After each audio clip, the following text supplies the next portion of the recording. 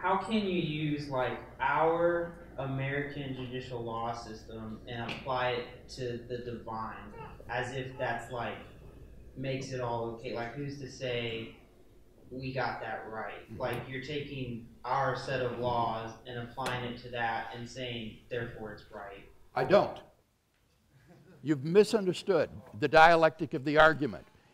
Here's the dialectic of the argument. The Protestant reformers maintain that the Bible teaches that our sins are imputed to Christ, and therefore Christ is held legally liable for our sins to punishment. The objector says that can't be true. We have no experience whatsoever of the guilt or responsibility for wrongdoing being imputed to another person than the one who did it. This is something that is utterly contrary to human experience.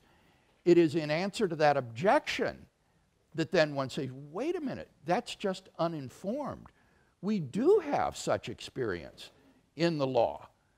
In both civil law and criminal law, we have cases of vicarious liability where the wrongdoing of someone is imputed to an innocent party. And so the objection fails that we have no comparable experience to this doctrine.